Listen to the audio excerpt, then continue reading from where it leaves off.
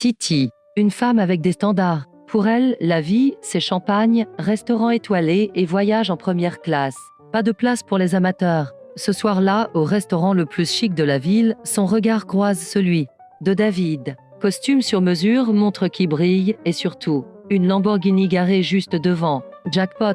Ma chérie, avec moi tu verras la vie en grand, souffle-t-il.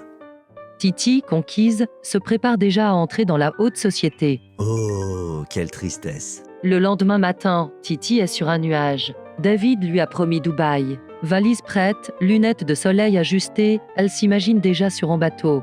Cocktail à la main. Mais quand David arrive, surprise, il n'y a ni billet d'avion, ni limousine.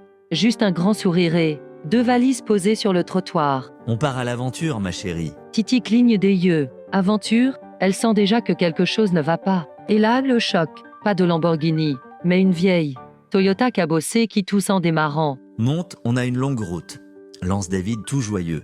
Titi, sous le choc, s'assoit. Où est l'avion? Où est l'aéroport? Mais le pire arrive encore, on va prendre un bus jusqu'au Maroc.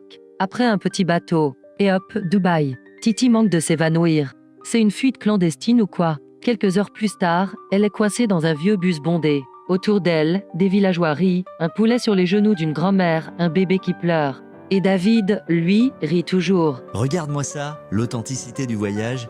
Titi n'en peut plus. Elle serre son sac de luxe comme si sa vie en dépendait. C'est là qu'elle comprend. David n'est pas riche, c'est un arnaqueur. De luxe, un champion du bluff international. Après 12 heures de calvaire, Titi craque. En plein désert, elle hurle stop. Je descends ici. Et s'élance hors du bus, talon à la main, courant sous un soleil de plomb. Derrière elle, David, hilar. Mais ma chérie, c'est ça l'aventure. Moralité, toujours vérifier le billet d'avion avant de rêver trop grand.